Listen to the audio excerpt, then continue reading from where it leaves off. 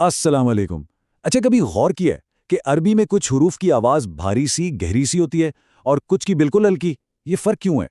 तो आज हम नूरानी कायदे की रोशनी में यही दिलचस्प बात समझने वाले हैं कि कौन से हरूफ मोटे यानी पुर पड़े जाते हैं और उनके पीछे का राज क्या है।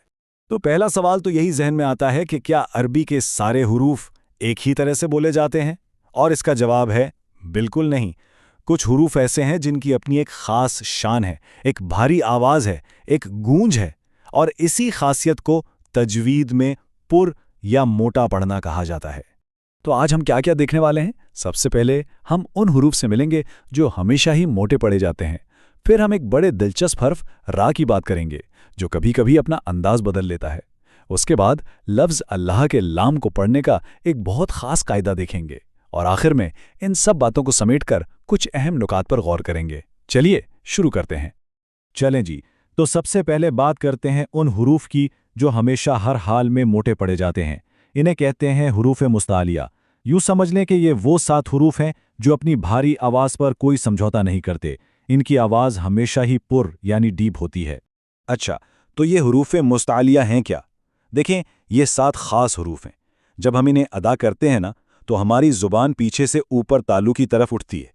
बस इसी हरकत की वजह से इनकी आवाज़ में एक भारीपन, एक गहराई आ जाती है। ऐसा लगता है जैसे मुंह भरकर आवाज़ निकल रही हो। इसीलिए इन्हें आम ज़बान में मोटे हरूफ भी कहते हैं। और मज़े की बात यह है कि नूरानी कायदा ने हमारे लिए ये काम बहुत आसान कर दिया है। अगर आप कायदे में देखें तो इन 7 हरूफ को मोटे हरूफ के उन्वान के नीचे एक ही जगह इकट्ठा कर दिया गया है। ये इसलिए है ताकि हमें याद रहे कि ये एक खास ग्रुप है। चलें, अब एक एक करके इनको अदा करते हैं। पहला हर्फ है खा। महसूस करें ये आवाज़ हल्क से कैसे निकल रही है। खा। अगला हर्फ है सौद। ये आम सीन की तरह नहीं, इसमें एक मोटाई है। सौद। फिर आता है ज़ौद। इसकी अदायगी थोड़ी अलग है। ज़ौद। चौथा हर्फ है ता। ता से बिल्कुल मुख्तलिफ एक पुरावाज ता। पांचवां हर्फ ज़ा। इसमें भी एक भारीपन है। ज़ा। छठा हर्फ है गैन। ये भी हल्क से निकलती हुई गहरी आवाज़ है।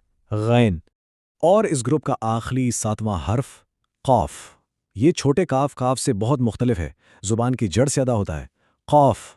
अच्छा, इन 7 पक्के दोस्तों के बाद अब एक ऐसे हर्फ की बारी है जो थोड़ा मूडी है, और वो है रा। जी हाँ, रा कभी मोटा पड़ा जाता है और कभी बारीक। इसका सारा दारोमदार इस पर लगी हरकत यानी ज़बर, ज़ेर या पेश पर होता है। और इसका असूल बहुत ही आसान है। याद रखने वाली बात यह है कि अगर रा के ऊपर ज़बर या पेश हो तो रा को मोटा पढ़ेंगे, जैसे मिसाल में है अमरुन। लेकिन अगर रा के नीचे ज़ेर आ जाए तो उसे बारीक पढ़ा जाएगा, जैसे बिर्रतिन। बस इतनी सी बात है। और ये असूल हम खुद से नहीं बना रहे। नूरानी कायदा में ये बात बाकायदा एक नोट की सूरत में लिखी हुई है। साफ साफ बताया गया है कि कब रा को मोटा पढ़ना है और कब बारीक, यानी ज़बर और पेश के साथ मोटा और ज़ेर के साथ बारीक। चलें जी, अब आते हैं आखिरी और सबसे खास उसूल की तरफ। ये कायदा सिर्फ और सिर्फ एक लफ्ज़ के लिए है, और वो लफ्ज़ है अल्लाह। इस लफ्ज़ में जो लाम आता है ना, इसे पढ़ने का एक बिल्कुल अलग, एक मुनफरद तरीका है। इसे समझना भी बहुत आसान है। करना सिर्फ ये है कि लफ्ज़ अल्लाह से बिल्कुल पहले वाले हर्फ को देखना है।